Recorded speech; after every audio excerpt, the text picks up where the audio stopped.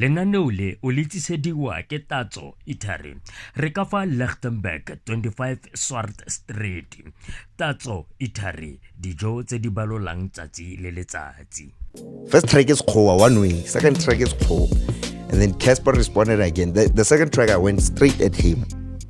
And then he responded to me and he said,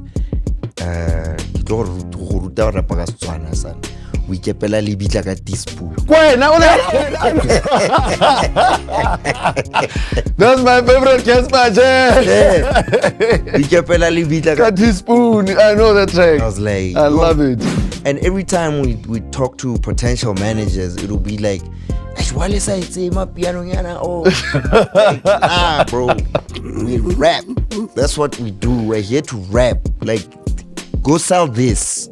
We're not going to record something that's outside of our range. Like, sell what we give you, you know.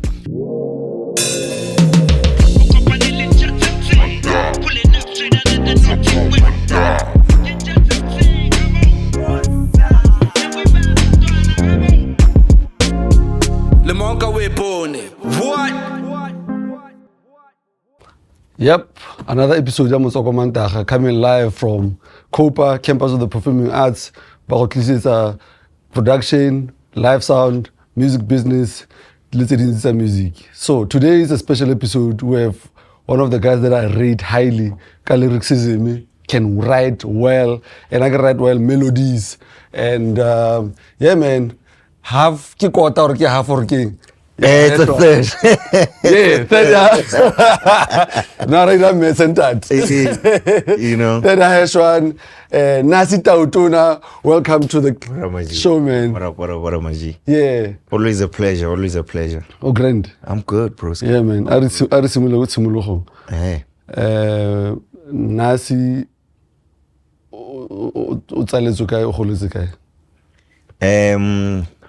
born and raised in Maftown. Mahogwe. Okay. Mahogwe Koi. That's where my early childhood started. Okay. And then when I was about 8 years old or so, we moved to Riviera Park. Okay. Yeah, and I think those are my early memories when I started kind of coming into myself, you know. Mmabana, those kind of things. Ira dance. Oh yeah. Mmabana. Ira dance, about the ballroom, freestyle, Latin American, that kind of stuff. That's crazy. Yeah. So the shift between Motsi, Lesabapo, how did those two places mold your life, or how popular Motsi? I do remember. I mean, I've got very, you know, vivid memories of certain moments. Like, you know, you spend the day monacheng, especially during holidays. Yeah, make a fire, you know what I mean? Hey, you know what I'm saying? So those days, those memories are there, and that's why I think even now in my music, I'm still very deep rooted in like Boplas Japi, you know. I relate with guys like Bostrata, like being from Komotsing. Sure. It's a big part of who I am. You know, the rest of my family is still Komotsing. So that time is still spent Komotsing. Sure. Yeah. And so, family dynamics, and how they play. So Rokhotse really three. I've got an older brother, Glenn, and my eldest sister. And then we've got a younger sister as well. So, I mean, growing up, last born from my parents. Okay. And then last born a lady. Oh, and then Taima has another daughter, my youngest sister. Okay. Yeah. So growing up, Rokhotse really three though with my brother and my older sister. Yeah, but batsene skolo ko Motseng. Ko starting, my sister was starting le Botswana. Okay. And then about fellets high school ko Cape Town. Okay. That's the time we moved to the suburbs. Okay. And then my brother started go convention, we were starting, and then eventually Isa. Your brother or you? My brother. Okay. Then I did convention, grade 1. Corporal punishment was too much. Never beats I am. Clearly, to afford Isa because Yeah. I mean even Manu Young's go Cape Town, yeah, even tertiary now. It's insane to just say just get Cape Town. Yeah. High school Cape Town. Was your father a businessman or really political? What was going on? I mean, Yeah, my parents were in business, construction. ah, Yeah. So Taima, his entire life was built on construction. You know, his story is quite interesting. I only learned it much later when Kehola, because growing up, he kind of groomed me for construction, you know. So he started off as a bricklayer, and over the years, just getting opportunities and opportunities and opportunities to the point where he built his own construction company. And, you know, it was quite a notable one, Komafiking especially. dope. You know, so I came into the world as Ali established as a businessman, but like I said, by the time we moved to Riviera Park, that's when he was like, you know, now solidified in his business and things were going really well. Dope. You know. Then what was the conversation? Yeah, there's a legacy that I've built, and when I the music. That conversation has always been difficult. I mean, like I said, ke godile ba ngruma to be an architect, right? That's what my dad wanted from me. What? Yeah, I think throughout, you know, from my sister, my older brother, fela yalo, utle azama gore guys, sena mo business. Sure. My sister Hannah Limodi Holiday Abuwa from Cape Town, she used to work for Taimalo League, you know, and what Taima did was he'd opened the company, kama inarona, like the name of the business. Yeah. Unanale carpentry business. Sure. Gilfillian. My sister's name is Gillian. Gilfillian, you know, we read kitchen, need cupboard, that kind of thing, with hopes that you'll take over. Yeah, you know? this is for you. But it wasn't for her, you know. She economist, that's the life she chose. And then Glenn, at a fairly young age, about choosing the music thing.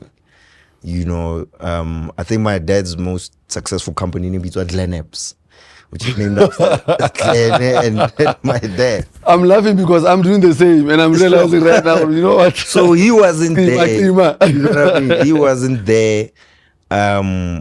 He chose music at a like early high school. You know, we were Josie, the packet bell, the computer, the sound equipment, and I'm watching this like, it's enough. But at the time, I am interested in construction. I spent time go to office in the time. I'm interested. Because I did like design and technology and, you know, art, those kind of things. So just kind of prepping myself for that career. I mean, you really changed like right at the last minute of high school when I discovered my drama class.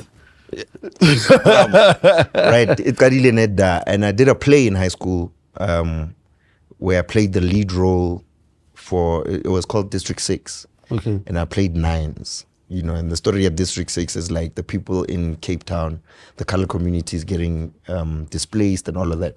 So during that time, I really delved into like learning the character and really becoming a colored guy. To this day, Bampiza nines ago. And I really delved into that character and I discovered I can actually do this, you know. And I remember a lady came to see me perform and she was like, you should consider drama as a option for university. That's crazy. But at that time I already decided music. Construction. Oh yeah, construction. Yeah. So I ended up studying quantity surveying. Yeah. What phase? I got fit. I dropped out because of the music. Where did you study? UJ. That was the worst place you could have studied. Yeah, I hated that place. Because things are happening just around you. Yeah, like Auckland Pakaki, I mean SABC, and I was I was go Khatke Durfontein. Oh yeah. But I was living go Labori. Yo. Right. So I'm living there, lifestyle. Your neighbors, and I remember in class, man, I'd just be there writing rhymes, just be writing rhymes. Lemajita, they don't believe that I'm still doing music. My classmates, they're like, yo, man, like, can't believe you're actually doing this thing seriously. Yeah. And shout out for that. So, what? yeah. Do you sometimes look back and think, you know what, maybe I played myself based on the politics of music? Not exactly. I think my mind is like, I should have woken up to the reality of what the game is a lot sooner. I think I woke up to the reality of it much later in my music journey. And it wasn't things that I was hearing for the first time. I mean, we were under Sotho Mafia, right? During that time, he was telling us, hey, bafowethu, tanyang, so. But when you're just an artist, utla studio, that's all you wanna do. Classing, you come back, album wa phone, hey, shoot a video kausani. That was the life we were living. We didn't know what was going on in the back, and not really.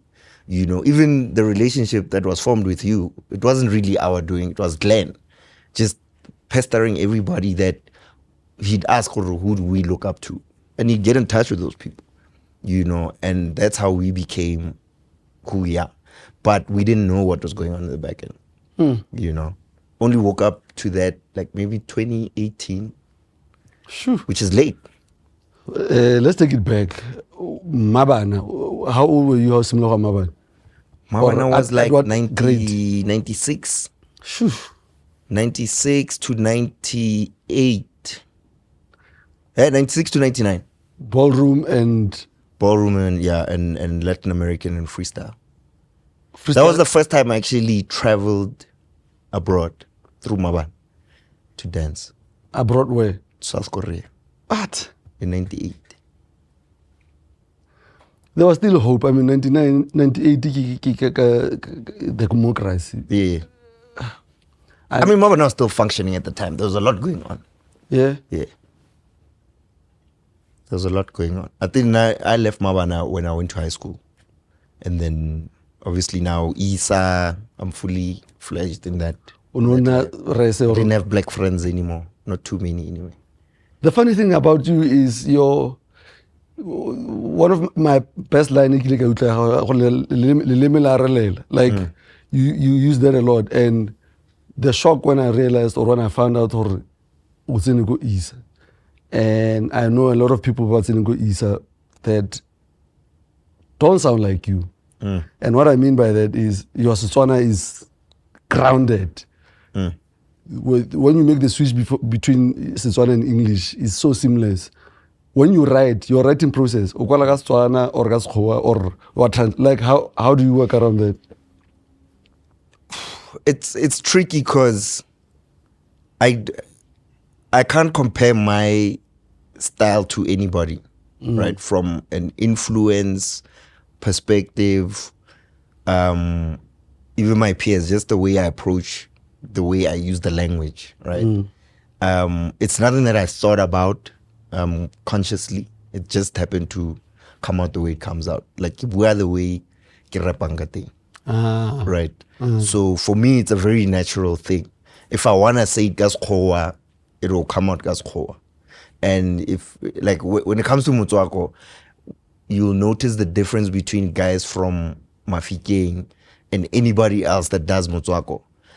Guys from Mafikeng, when they rap Gatswana, they rap how they talk. They don't use the language as a tool to, it's just how we talk. So and then switch back to Setswana, and you know what I mean? So it happens naturally when it comes to the writing. But in high school, when I got to high school, you had to do French. And I did French from 1, from 2, but I was failing. Like this man. I was about to test your French. I was failing dismally. And then I found out that Honale Setswana. Go Isa. Ummaka. I was like, you're lying.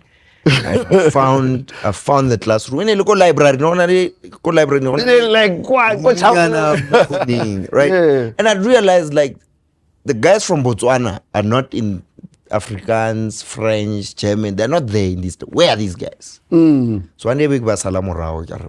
Botswana kisi. Kopana li teacher ra ka molele ka re na ke a sokola.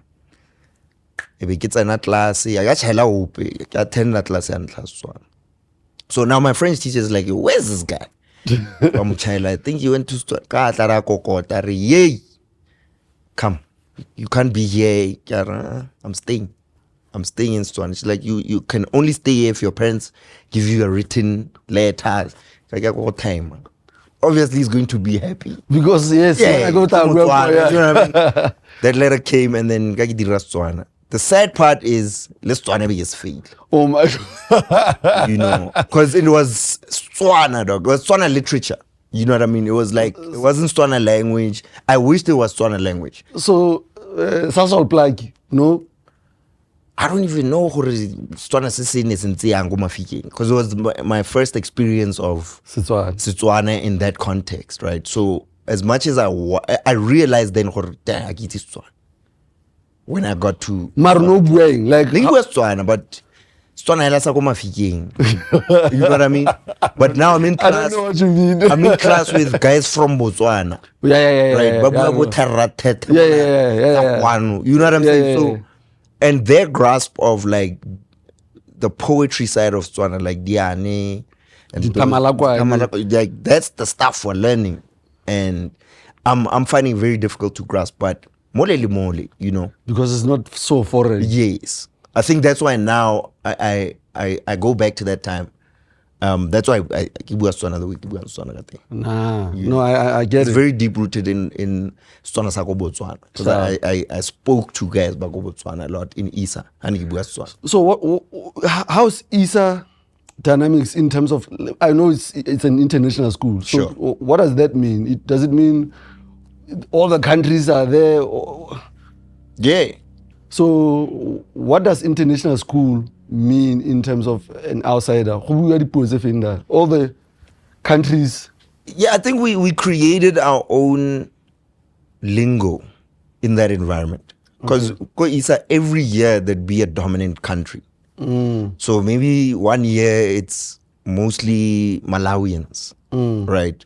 So Chichewa, you're hearing it all the time because they're speaking their native language to each other. 1 year it's Zambians, 1 year it's Zimbabwean. So it differs every year, you know. But amongst ourselves, we created our own English. Like these ons, I say, like, you know, like there's a line that Madlera has, is like, I think he's talking about Baleko, Angola or something, when he was out shooting his music video, and he's like, something about this homie said, I say. I was like, yeah, that's what we speak, Ko Isa. Like, how these guys speak in their countries, like that language is now a common, you know, connecting point for all of us. Botswana, Zambia, Zim, we all connect in that way we speak.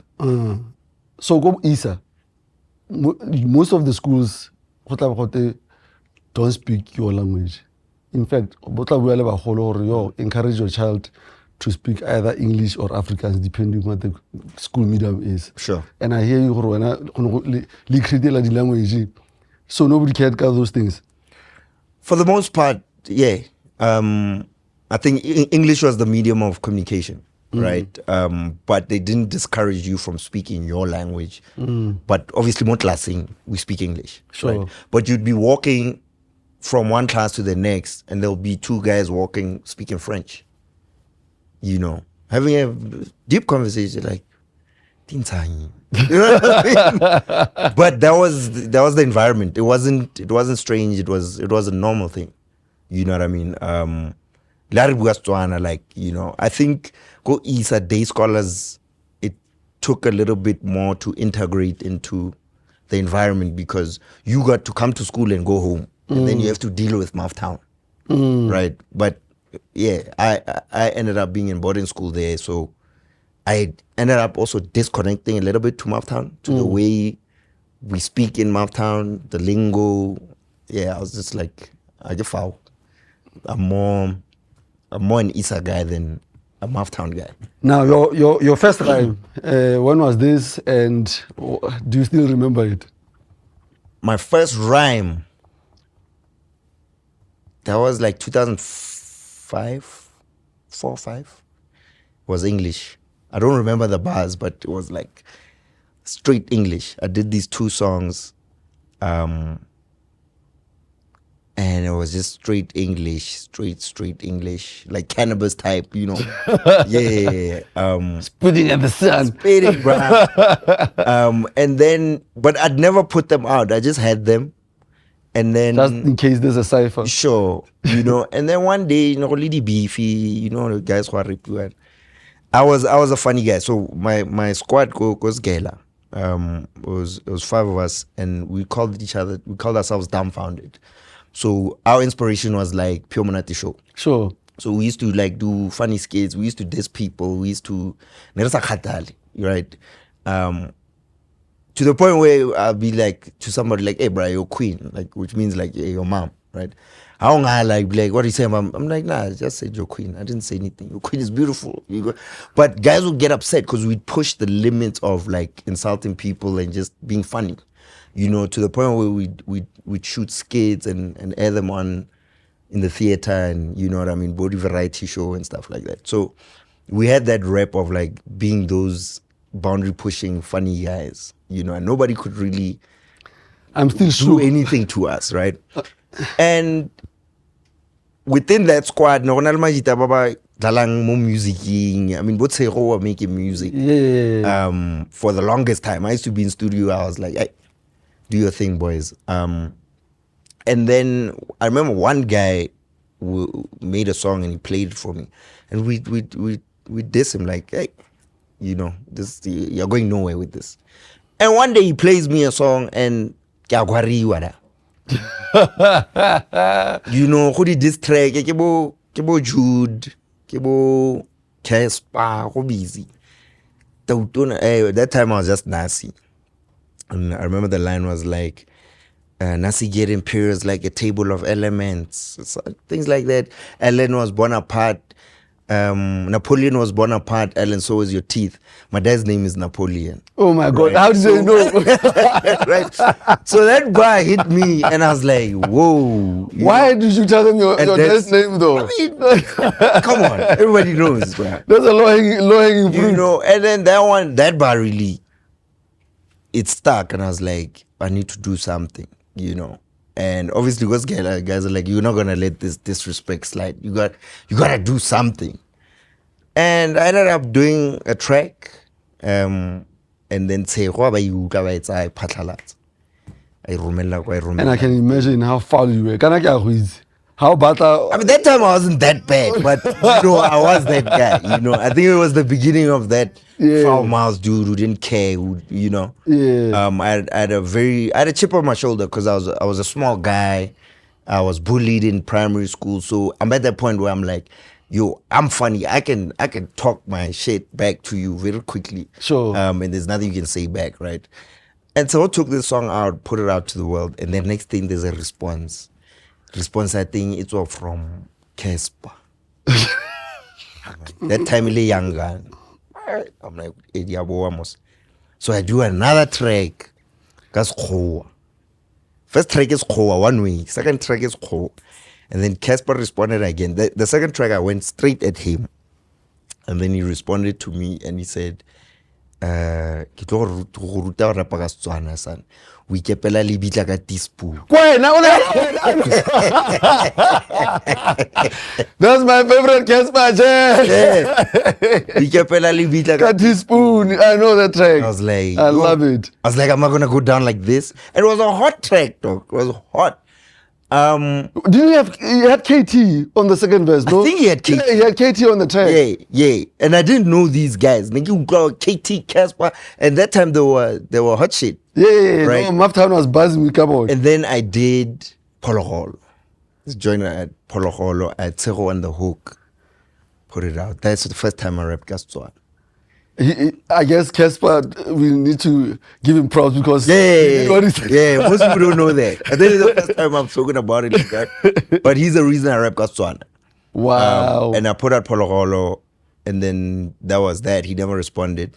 What did you say, go Polo Hall? I said a lot, bro. The last line was somewhere along the lines. This is why the song was named Pologolo. Like I was like, hey, refilwe, polo, holo, type shit. Oh yeah, But I was going in on him and like, I still got the song. I'll send it to you. I still got the joint, you know. And I think at that time the music side of things died down, but it got like a little bit too personal. Like there's a lot happening at that point in time. Majita babatla go murana in the streets, and it was just, you know, I was not safe anymore. And then, yeah, we met one time in Golview. He happened to be there, I was there, and we shook hands, man, and we were like, yo, this is a bit stupid. Because I had no personal, nothing against the guy. So Neritani from like Bobolo, yeah, type thing. So I knew of him. Actually, my rivalry with Cassper was on the dance front. Wow. Right, because I used to dance, and every time we'd go out, he'd be that guy. Kamagi. Right? Yeah. So I'd be, because there was a guy called Sipo, I think. He was an albino guy. He used to dance, bro. So every time only these street bashing and I want to take challenging. So my rivalry with Cass was on that dance floor, right? yeah. And then it turned into the rap thing. And then honestly, I felt like I was better than the guy. I was like, yeah, I've got you, you know, here. There's no need to take it any further. So we shook hands. Yeah, fell like that. And then my next song after that was Get the Nyoko, which was, I think, the song that put me on with Bomixi, Sanji, Sotho Mafia. And everybody started taking me seriously, like, okay, this guy is dope. Yeah. And then from there, I guess the rest is history, bro. It's a maga Bluetooth. It's a maga fast, very quickly. It got to Cape Town. Sanji and Mix were in Cape Town at the time. Sure. And pre that, I was always like writing, and you know, Abal Mokas, he had rap, and Mix would always be like, all right, cool. But when that song came out, they were like, okay, there's a problem here. Then when did you guys meet officially? I think we've known each other for the longest time. I mean, Mix was my brother's friend for the longest time. Sanji is a family friend since we were kids. So we've always known each other, right? I'd always seen what Mix was doing with the music thing from the time when Rafi dropped the second album. Yeah. Where Mix and KT were on that joint, Nainam Tshego. Wait, Mix is on that joint? Yeah, he's the last guy. I need to go listen. Nainam Tshego, he's the last guy. The story, you must ask him to tell you the story about that song. It's a nice story. Yeah. But yeah, and I was like, man, that's why I don't rap, because I can't do that. You know what I mean? So, I mean, that's like 2003, 4. You know, I'd been trying to write, but I was like, nah, no thanks. There's this guy, it's hippie, so Mix Ninja. I'm like, nah, this not kitla jive. You know? And obviously now I'm spending a lot of time with Tshego, and they're making music, and that confidence over the years is building to really try and figure out how to write a verse, and you know, and finally I got it right with Get the Nyoko. And the big inspiration there was Mojo's album, Amanzi. You know, I was bumping that thing, wire. I was like, this is it. You know, so you hear the reference in Get the Nyoko, you know. And when those guys heard it, they started looking at me seriously. But I still wasn't there, but we started working together. Sotho Mafia formed, Motswako joined the collective, Caddy, KT, one by one, and then it became this whole thing. By 2009, we were like a crew now, you know, Relimo Josie. So there's no HashOne, it's just There's no HashOne at that time. It's just Sotho Mafia. And we're just making music. At that time, Tshego was in Pretoria, Aspana Lebo Vizo. So I'd go to Pretoria every now and then. It's like first year first year and second year, right? And I'd go to Pretoria, record, come back with joints. Sometimes we'll mix, would come there. Glenn had a studio in Blagori, and everybody was just making music. And then we're like, okay, this is hot music. Put it together. And then that's when the Prelude came out. It was a double disc. So everybody was a solo artist. There were some producers, and people thought we were a crew, you know. And I guess that's where the story of Sotho Mafia started, you know. And that tape was making noise in Joburg. Where's Pacey in all of this? Who? Pacey. Postman. Percy, we haven't worked with Percy at that time. Okay. Yeah. I think we meet Percy later when HashOne is a thing. Which is like 2010. Mm-hmm. So this is 2008. We dropped the Prelude. 2009 it picks up. Tshego starts doing his solo thing. Caddy's doing his, you know, and we realized then, these are the guys. Tshego, Cadbury, KT. These are the guys that Sotho Mafia is going to invest in, if anything. Rona, rapper too much. Like, we don't have those party joints. Like, we're nice when we're featured with these guys, but our solo songs, we don't have those party joints. That, like, that commercial appeal is not really there. So we realized this in 2010, and myself, Mix, and Sanji started just organically making music together. I was working with Nikin Nago Dalheim. I was working with a kid, Onakena Isa Black. I think it was his first year, and he had studio gear. So I spent a lot of time there, recording, rapping, and Mix and Sanji would come there, you know. And over time, we had made so much music, and for some reason, a lot of the songs was the three of us, right? And it was just a vibe that was there. And yeah, we're like, yo, man, maybe we should kind of take this and go present it, and see what Glenn has to say, you know. We had like maybe 20 songs or something, and then the re-recording process started, you know. And that's when the name HashOne came, because the three of us were always competing for the hottest verse on the song, you know. And we're like, either way, we are number one, right? So HashOne, right? So yeah, and that's how the crew formed. That's dope, you know. And you know what I like about you guys is you guys can move like Wu-Tang in terms of you can go to solo projects, and it doesn't do anything to the main thing, which is HashOne. Yeah. Like if Reza a dropile, then Wu-Tang a drop the following year. But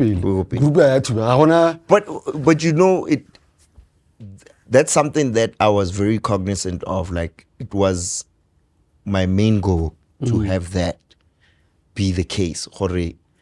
If I decide to do a solo thing, it must be Nasi from HashOne, Mix from HashOne. Like, the HashOne thing needs to be the thing that carries the weight. You know what I mean? But we weren't there yet. I remember now when I moved back to Mafia Gang much later, like 2015, 16, I was doing a lot of solo stuff. And everybody was like, yo, man, why Sansu push HashOne? At that time, we only have M4TLT from 2012. Why are you pushing HashOne so hard? I'm like, you don't understand. I need this name to matter first, and then we'll do our solo thing. You know, and people didn't get it, and they only got it when Senasu dropped. Yeah. They only understood that mission when Senasu dropped. Because now listen to how people talk about HashOne. Earlier you said my first international trip. It seems like you've been around the world. Yeah, I've been a few places though. Doing what? I've been a few places, bro. Just hustling, bro. I'm very grateful for my brother because he's very business savvy and he always looks for opportunities, you know. And over the years, when I'm patelates, hey, mona, bula company, submit this, submit that, and you just submit, and things happen, bro. So I think the first time I left since '98 was the US in 2016. I went to South by Southwest, you know, and that was just the exploration kind of thing. It was a music kind of conference. conference, music tech film. And I went there, my eyes open, bro. I was like, yo, yeah, boy, like the world is big. Where was it hosted? In Austin, Texas, right? And I went there as a delegate just to kind of network, put myself out there, but I didn't know anything. Yeah, it was kind of where my eyes opened up to like the world and the possibilities, and I didn't know what I was doing there. You know, I had a demo CD for 50s, all the music that I'd been making in math.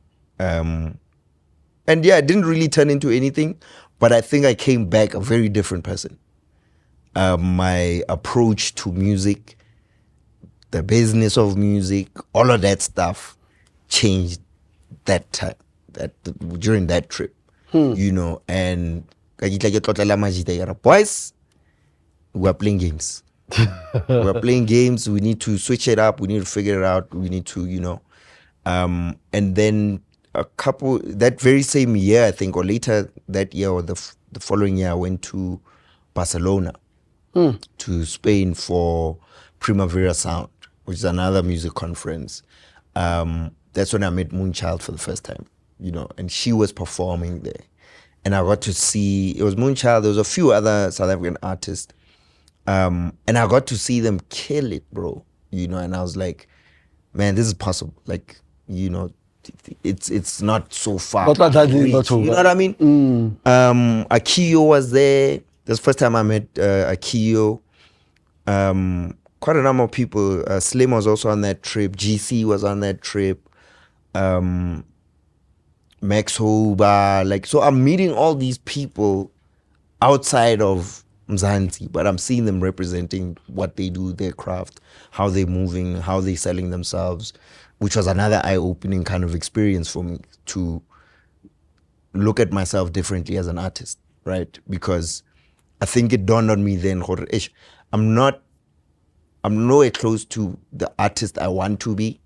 I don't know myself as an artist. I don't know what I'm selling because, Niki, I was kind of tripping over my words when I'm trying to explain what I do, who I am, that kind of thing, you know.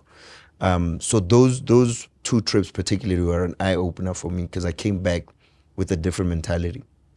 And then a couple years later, I went again to South by South. And this time I was performing, you know. And yeah, that was pretty cool. You know, got to meet a lot of people. And that was like where the kind of self-belief started of like, okay, I'm who I am. And at that very same trip, Cassper, Tshego, Braga, Nadia Nakai, they were booked to perform on the main stages in South by. I was just like those little small Langana stages. And they didn't show up. They didn't pull up, you know. And Moonchild was there. She killed it.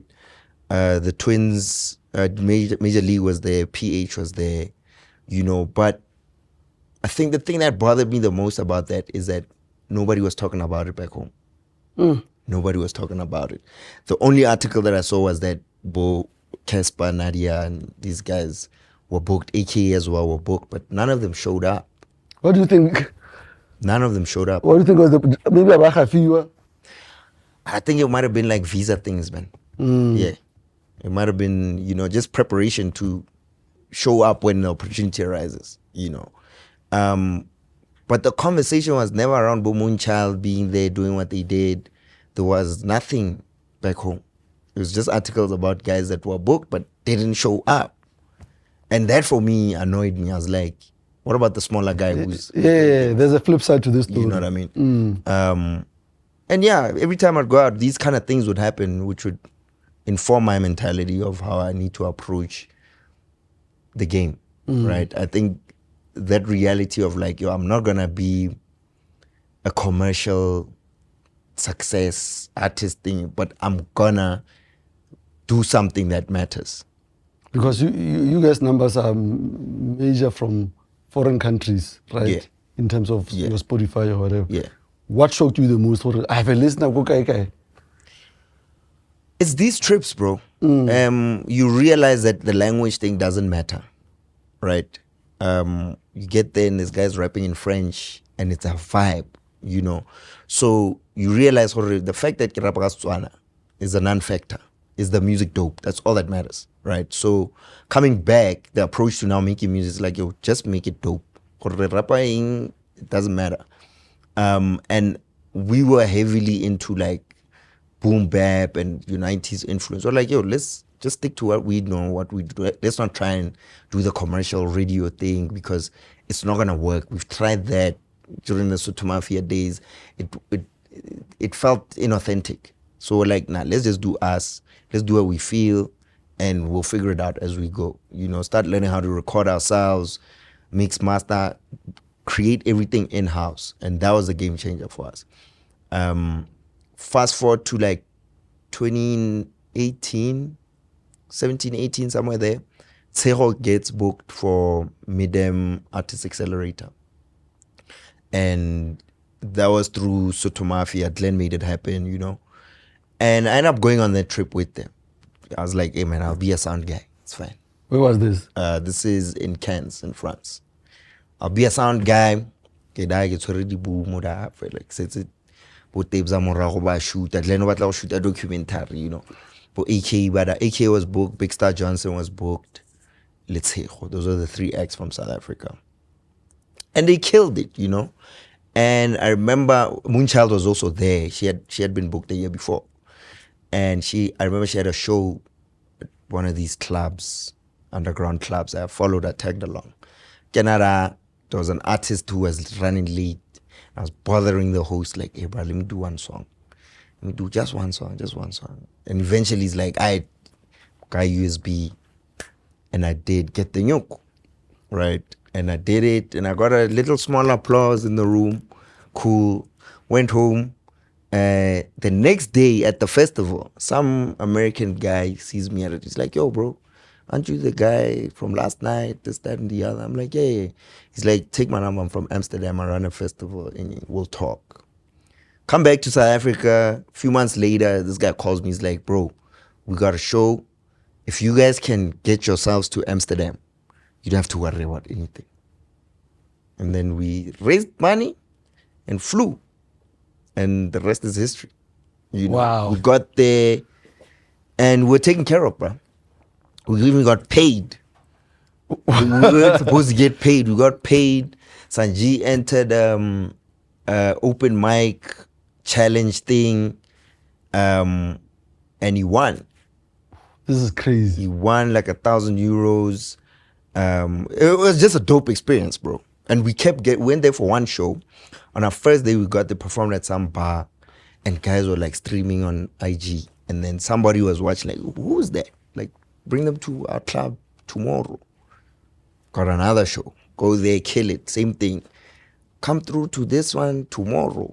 I think the last show we were booked for was after our flights back to SA. So we didn't have enough to stick around for that show. Our visas need to expire. So like, but that was the vibe there. It was like, I think that's what awoke us as HashOne, because that was the first time we'd gone out as a crew, and we came back like, okay, now we know what we're doing. The love is too crazy that side. They don't care what we're saying. They just take the vibe. Like, it's boom bap, that's it. We're done. Obviously, I've been in conversations where there was a back and forth. Maybe you guys got a new manager. Yeah. The new manager wants you guys to switch it up. Yeah.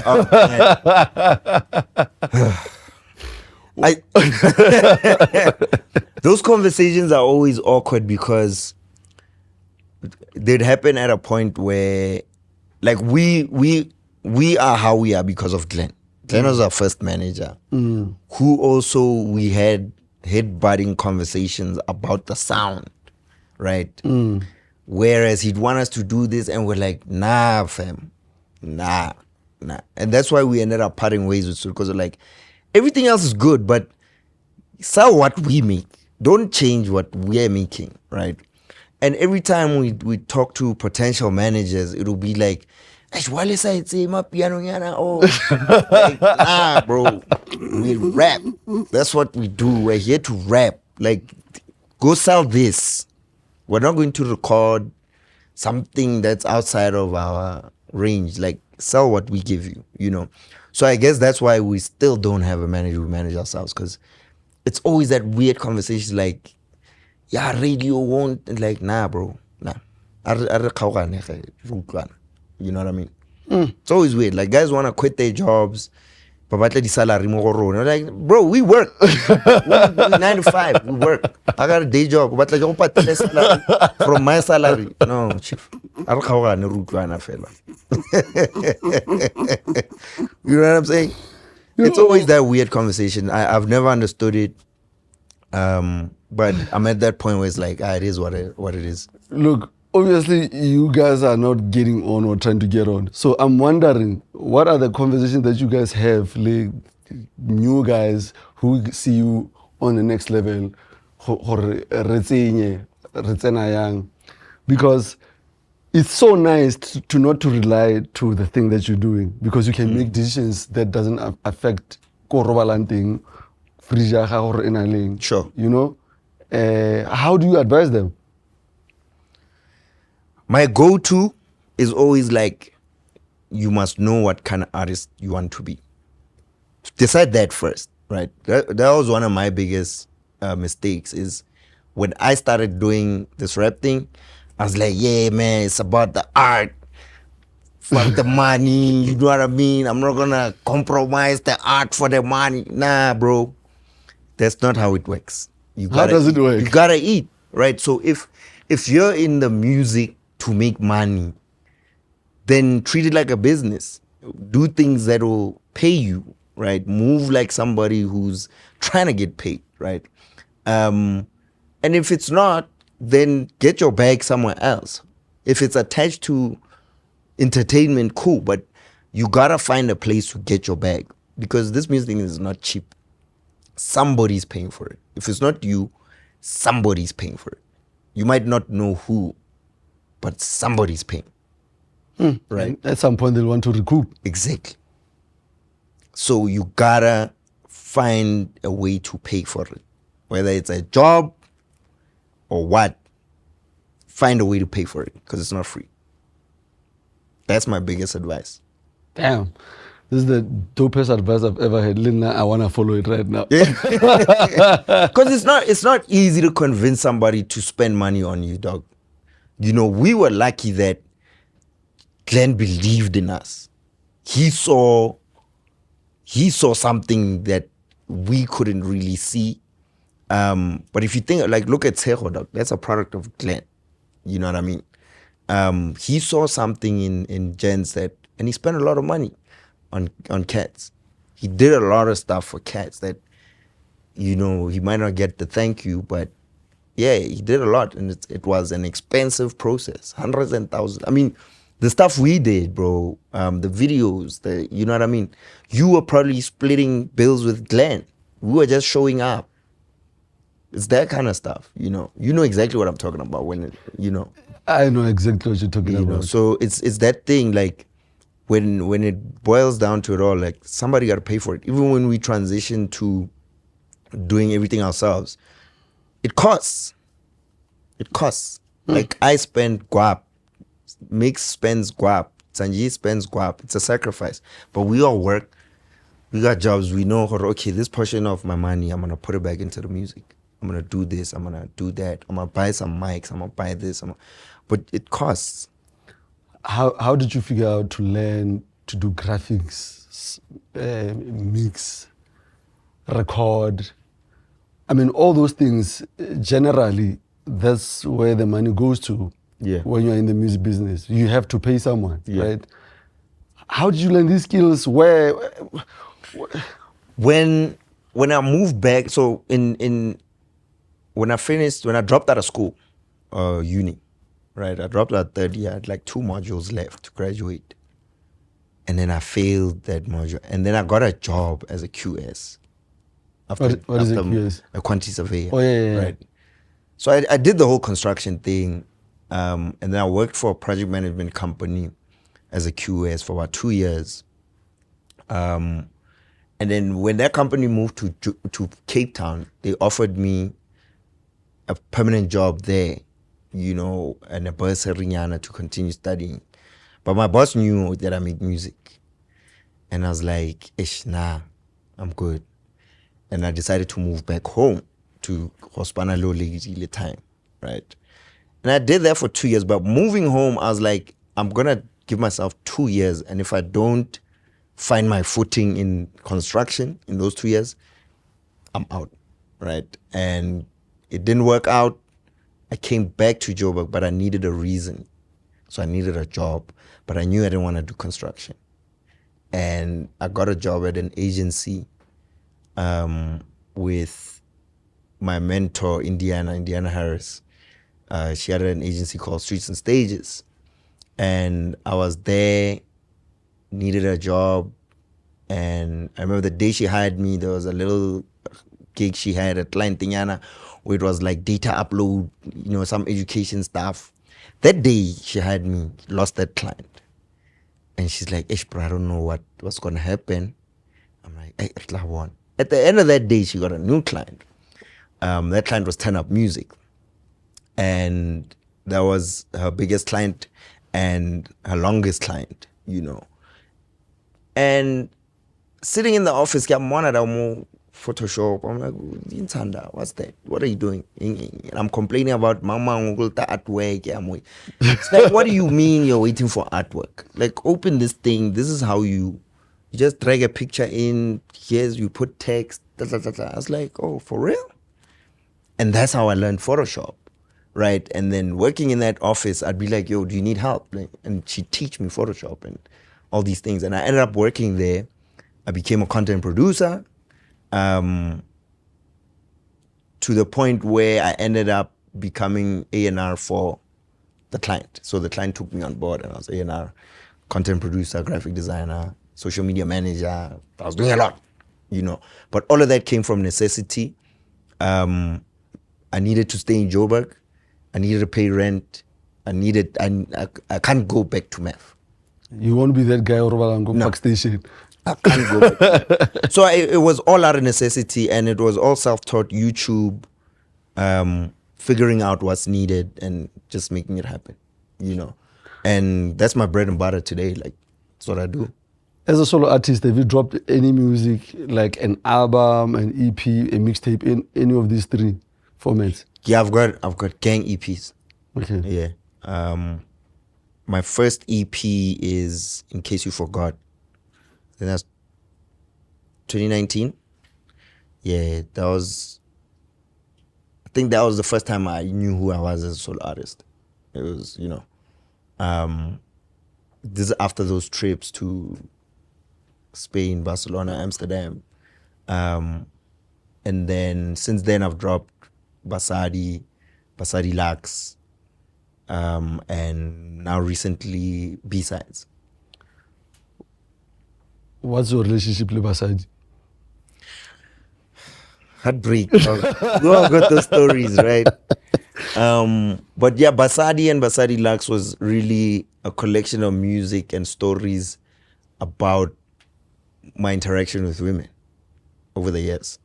Some are made up stories, some are other people's stories, some are my stories, but it was just moments across a wide timeline that I just engaged with women, and this was the outcome of it. From Guababa,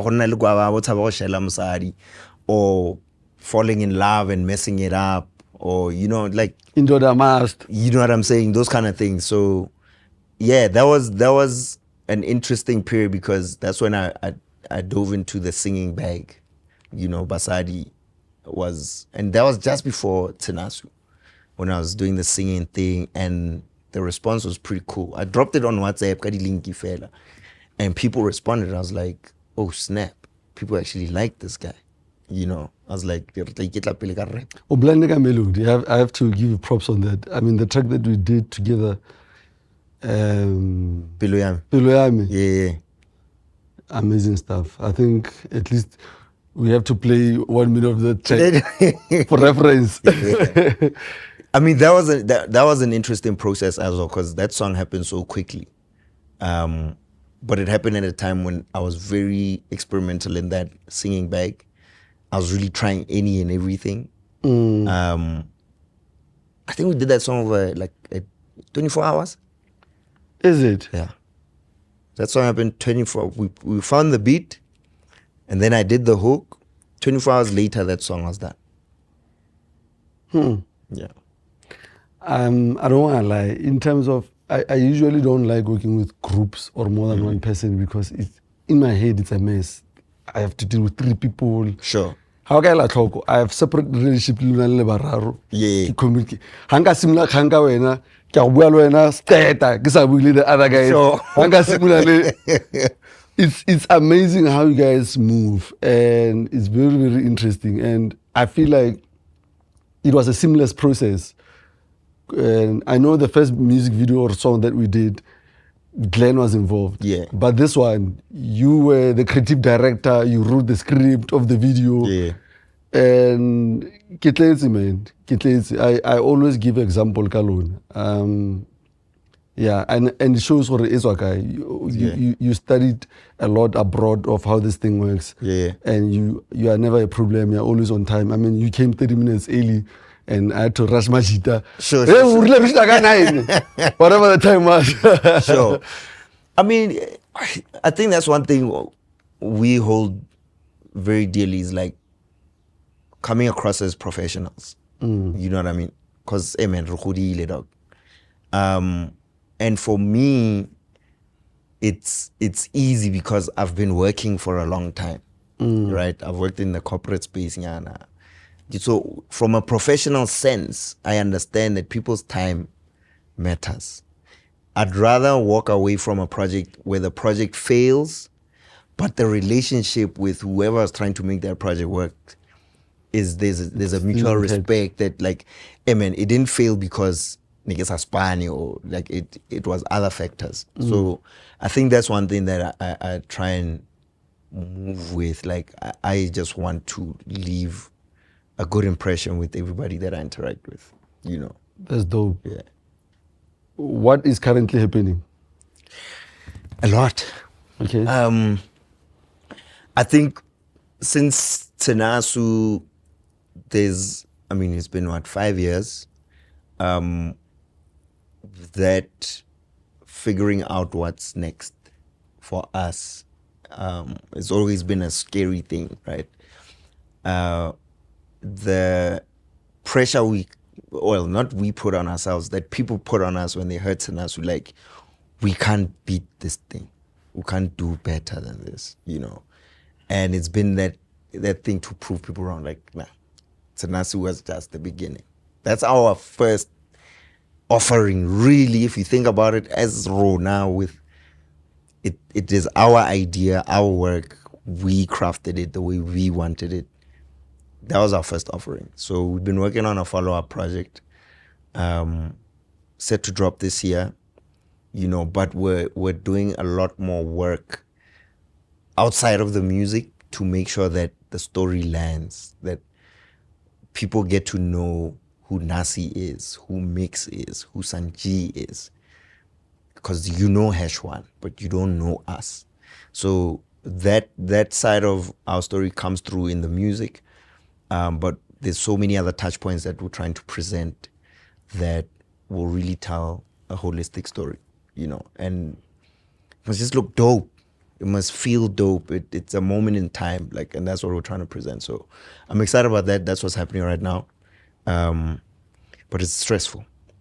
It's stressful because, we're trying to work with people that see the vision, you know, and not trying to influence the vision too much. Like, what's the name of the album? Elementary. I don't know if I'm supposed to say. But yeah, the album is called Elementary. We've been hinting it for the longest time. Like, if you look at the content we've been dropping, if you listen to the music that we've been dropping, we've told you guys. I think in the last song we dropped, Motswako Music, I say, y'all niggas still need elementary. Niggas spelled it out for y'all, but y'all still didn't get it. So yeah, the album's called Elementary. I still don't get it. What does it mean? Elementary. We're taking it back to basics. We're taking it back to the elementary fundamentals of hip hop, like rap. what's the difference between that and Tenasu? Because I thought Tenasu, there was more of an attempt to be commercially viable. And there was a lot more trying to be part of the Motswako fraternity. Working with as many people as we can, like creating that community around. And then around HashOne, you know, because we're looking for that that stamp of approval in some way, shape, or form. Did you get it or you went it? I think we got it. Yeah. But at the end of it all, now that the dust has settled, it's like, okay, cool, thank you, shout out. Took you long enough, but now we're going back to like HashOne. So now proper boom bap now. It's us. It's us. There's not a lot of features on this project, and it's a different side of HashOne. It's a more vulnerable HashOne. It's less punchliney, boom bap. It's more like real, authentic storytelling.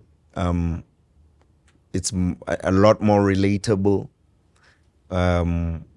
Yeah, you know, I don't want to say it's conscious, but there's a varying variety of topics that we cover.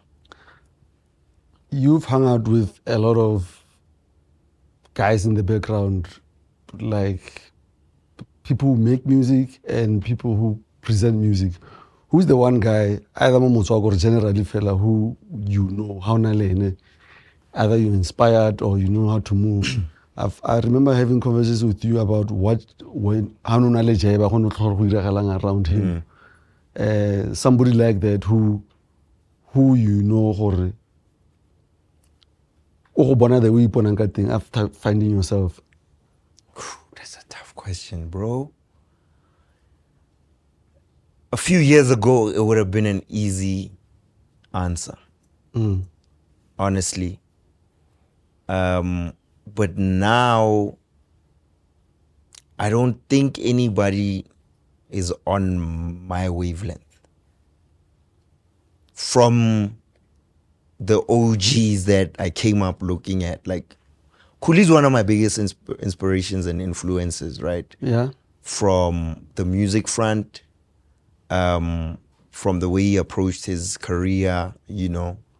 Jabba was one of those, and Jabba gave me a lot of game. I only ever did one song with Jabba, which I don't know if it will ever be heard, you know, but he gave me a lot of game in the background. Toadie's another guy who, from an information point of view, like, he shared a lot, like him sharing the story of Morafe and, you know, how they decided on Kuli, and, you know, all of these things played a part in who I am now. And I think Tenasu was that moment when everybody kind of saw, dang, this guy. But that project for me, like the amount of work that I put in, from having the vision, being able to pull in the right creative director to support what I was trying to do, from mixing the music, from, you know, being able to secure a distribution deal that allows to own everything and monitor and have access to all our analytics and all of these things. Like, that part of the game, right, was out of necessity, you know. So all these people, including my brother Glenn, all these people had influence into me becoming the guy I am today. But if I'm honest, I don't feel like there's anybody that's where I'm at in terms of the ideas that I have that I want to bring to the table. I don't think anybody's is where I'm at. No, I get it. I mean, your experience is vast, and you've worked in corporate, but also in an art space, yeah, where the music was shared, where there were graphics, and if somebody's the only thing they do is record music, yeah, they don't have the things that you do on a daily. Yeah, yeah, man. And I think for me, it works as an advantage for me and my career and anybody that's working with me, right? I bring that to the table. I bring a new way of thinking, you know, and I'm at that point where it's not just about the music. I'm about sharing information a lot more now. Hence, last year I was heavily into like my podcast, and I've taken a break from it to like just reshape that narrative and figure out and look at who reacted, who responded, what did they respond to, and then double down on that. You know, I mean, I'm working on a series of like handbooks where I'm going to be sharing stories of, you know, how I learned what I learned, what it is to, you know, focus on building your branding, and not from a perspective of somebody who's done it and done it well, but from somebody who's gone through the trial and error and said, oh, if I'd have known this coming into this thing, I would have been a lot further. You know what I mean? So sharing that information, because it's not easily accessible. You got to look there and there and there, and you got to be thinking a certain way to be able to find. Sometimes you don't know what you don't know. So make it easier for that guy who doesn't know what he doesn't know. Put it all in one place. And yeah, that's what I'm trying to do right now. You know. And That's how my dog. And it needs to be said, a lot of us resolve administration, and that's where sometimes where the money is. Yeah. How to offer to follow up on your publishing, to follow up on clearing songs. Yeah. And you've made it your mission to wear all these hats so that when you recoup on the money you spend. Yeah. And I know, keep with patience. And a lot of us don't have it. That's why Rebata manage you. Sure. That's why man, I wish I could find a guy to manage me, like, but like you said, like you need to be on a certain wavelength. Like, I think when it comes to moving, the one guy that I look at right now is Tshego, because he knows exactly what he wants. He knows who he is. He knows, and he's very shrewd sometimes. If you're not his boy, I could imagine that he's quite a difficult guy to deal with. But he knows what he wants. That's why you'll never see him in a situation where he's like, you know, I think he learned the hard way learning, because I also put him on game certain moments like, hey, bro, do we 1, 2, 3, 4 and you collect. You know what I mean? But I dig that he's heavily invested in like staying true to himself in how he moves in the game. So you once did something very controversial, and I want to bring it up. There you go. No, don't worry, it's not the hour. So Yeah. On your podcast, you once had a top 5.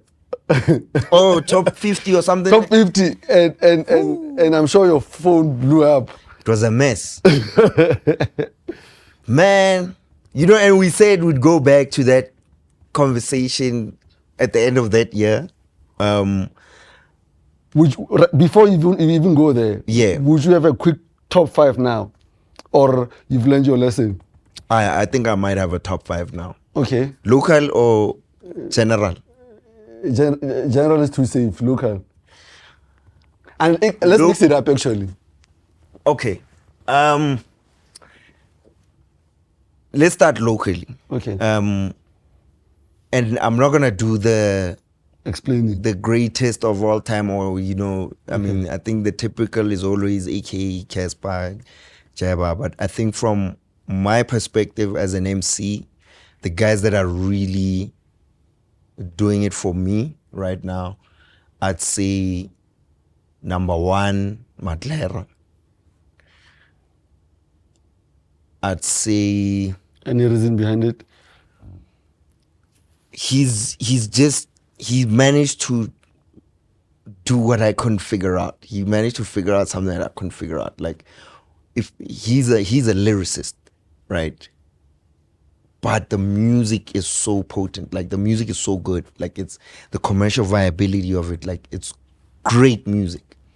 And the content is so dope. And the relatability is so dope. But he still kept it, like, Naughty West. Like, you know, I wish he was from Malta.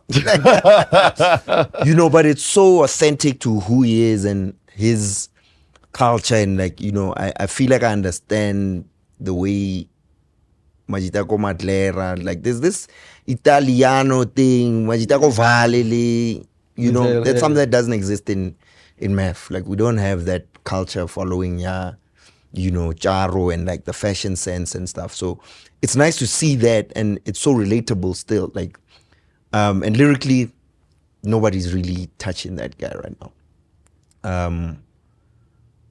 I'd say also Pretty Ugly. I'll put him at 2. I'd say 25K at 3. Jay Jody right now is like, he's on high rotation on my playlist. I'd put him at 4. Number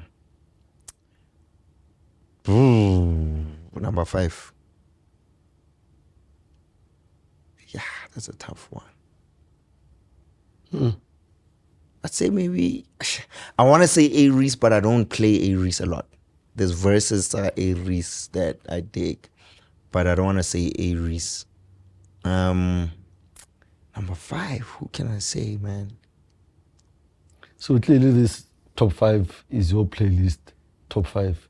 Because when you started Kamatlera and you broke it down. Yeah. Now how you got classy is just dope guys that... It's dope guys that you know, and the reason I'm putting it that way is because it always changes. Right? Top 5 favorite is another story. Like it's always gonna be Jabba, Molimi, Cooley, AK, and KO. Yeah. All right. Yeah. Yo, man. Thank you so much for coming through. Appreciate it, bro. It's always a good time. You know. I guess we call Shapaka Treke and yeah. Welcoming on stage, Nasi TauTona. Ladies and gentlemen, here he is, all the way from Maptown, Jersey, everywhere from the world, to here on Motswako Mantaga, Nasi! Check me out, love.